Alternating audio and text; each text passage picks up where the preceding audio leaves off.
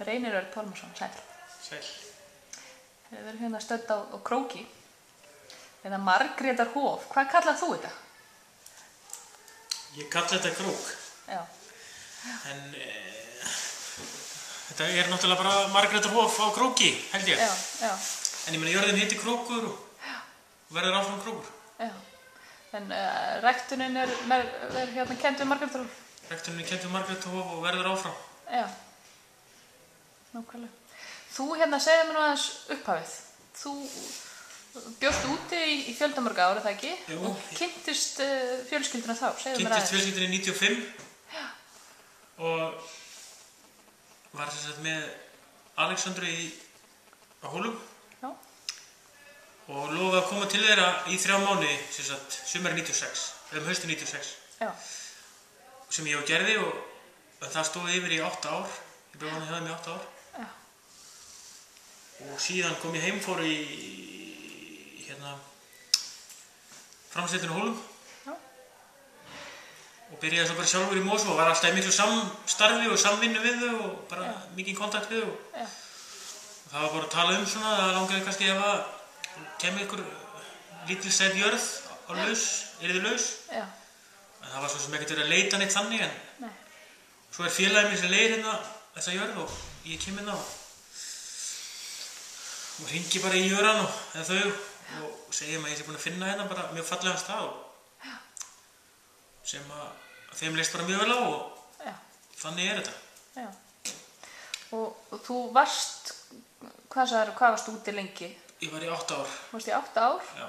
Og varstu allan tíman á þeirra búgarði, Suður Þýskalandi? Ég var hjá þeim allan tíman bara. Já. Og var þá uppbyggingin gangi þar eða var þetta orðið svona eins og þetta lítur út í dag? Nei, það var uppbygging í gangi. Bara, það voru hann einhver svona 30-35 hross í byrjun og það fór alveg í 150 tímabilið. Það endur aðeins búið að trappa niður núna. Já. En þetta náttúrulega gríðarlega flott. 2 keppnisvellir. Nýbyggð reiðhöll, alveg glæsileg reiðhöll. Já. Bara frábær aðstaða. Já. Og lýstuðum aðeins þeim hjónum og þeirri fjölskyldu? Ég veit ekki hvernig ég lýsa þeim. Þetta er bara mjög venjulegt og gott fólk og þetta samstarf hefur gengið mjög vel og aldrei borið neitt skugga á það og mér líka mjög vel að vera þarna. Og þú eru þau að reka þennan stað eða þú alráður hérna? Nei, við rekum þetta bara svona saman þannig en ég náttúrulega hér á staðnum og svona séum daglega rekstur en þau komu nú svona reglulega og svona þetta er bara ákveðið saman og hvernig allt er gert og svo verða hlutinni nú svona ofta öðruvísi heldur en áætlað er. Hugmyndin var hérna í byrjun að bara sæna eitthvað reiðlinn aðeins til, byggja lítið hesthús, nýtt. Svo eiginlega veit ég ekki hvað skýði. Einhvers staðar á leiðinni var ákveðið að fara í það að byggja nýja reiðhöll og svona litla tengibyggingu á milli og svo þetta bara orðið eins og þetta er. Og þau voru á sama tíma að byggja flotta reiðhöll heima hjá sér?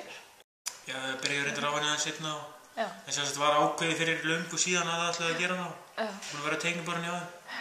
Þessum aðstæðan sem þau höfðu áður var bara gömul vélaskemma sem nýttist ágætlega en ekki byggð sem reiðhöll. Og hvað er hér, hvernig starfsemi fer fram hér? Hér er bara þjálfun og kennsla og það er boðið upp á námskeiðshald.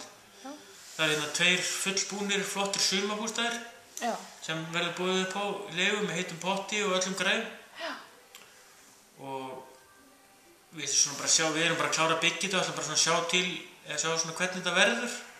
Fólk getur komið hérna kannski helgarfrí, tekið með sér hesta eða hópar saman, fengið aðeins kennslu, reiðið út hérna mjög fallegt hérna allt í kring, góði reiðlegir hérna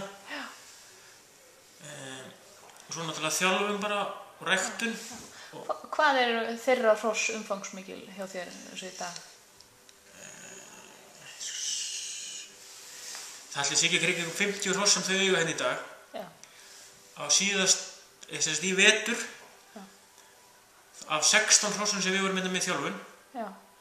þá fór 8 í fyrstu verðlaun. Já. 4 sem þau áttu og 2 sem voru ræktuð af þeim. Já. Og það það voru 4 hross í þeim árgangi, 2007 árgangi. Já.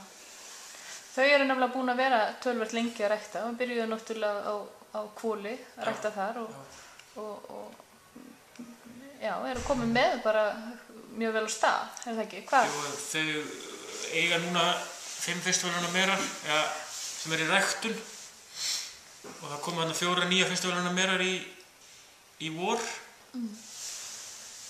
2 fóru í ræktun, 2 verða hérna áfram í þjálfun, báðar 500 merar frá Margrétarvogi, önnur var nú á landsmóti.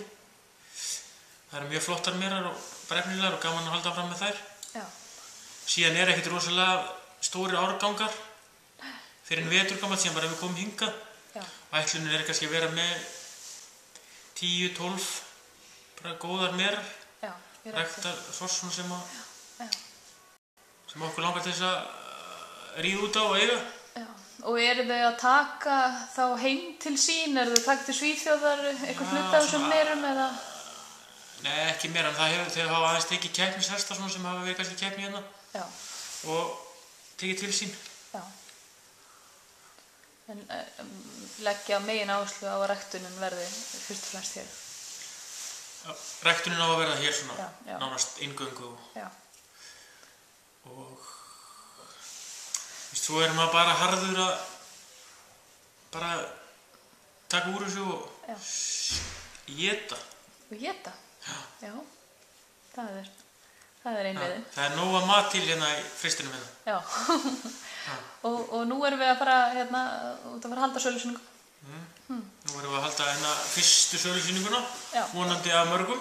Já. Er það ætlunin að vera með þetta fast í vetur eða? Bara sjá hvernig þetta fer og hérna það eru komnir hérna, það er vona á bæði margföldum Norðurlandameisturum og heimsmeisturum hérna í kvöld. Já, þetta er mjög góð tímasetning að halda þetta þegar uppskeruhátíðin það er mikið af útlendingum og... Það var sem sagt ákveðið að halda uppskeruhátíðinni í samvinnu við þetta því að þessir frægu knapar þarna voru að koma allir frá Danmörku og víðar til þess að koma á þessa sölusýningu. Já. Það var náttúrulega upplætt að nota ferðina. Já, nákvæmlega. Halda uppskeruhátíðina. Já. Annars hefði náttúrulega ekkert að fólki fara þangað. Nei, annars hefði ekki þessir útlensku knapar, frægu prinsar. Nei. Og þetta hérna, eins og Agnar lýsti hérna í viðtali hérna fyrir í dag. Já, í dag, kannski í gær eða hérna, ætlaði þú að standa við þær yfirlýsingar sem hann gaf þér með aðbúnað og frían bjór og... Ég ekki búinn að hlusta þetta fræga viðtal við Agnar en ég býst nú við að Agnar komi mér þá til aðstofar og aðstofa mig við að standa við það. Já, það var að tala dæluna, já. Hann nú frægur fyrir það að veita vel og gengur nú undir gælunafninu Danakonungur. Já. Svona vinnur hittið á honum. Já. Þannig að þegar hann mætir loksins þá ég nú vona því að þetta verði eitthvað poppað upp. Já. Ég ætla að fylgjast með þessu og sjá hérna, ég ætla að sjá hver borgar bjórinn. Já. Það vona hérna einhverju nokkru rútum. Er það ekki? Já. Það er nóg pláss og nóg bjór og við sjáum bara hvernig þetta fer. Já, við fylgjumst vel með og hérna þegar fólki komið í gírun og var að kaupa hross og svo sjáum við hvað skeður. Það er sem sagt, það er kippaða bjór með hverju seldu hrossi, sko. Já, ok. Þannig að... Já, hann ætlaði kannski bara að kaupa það mikið af hrossum að... Gæti verið. Það endar bara með, sjáum til. Við bíðum spennt alltaf. Við bíðum spennt. Og fylgjumst með. Takk fyrir spjallið, Reynir, og gangið vel. Takk.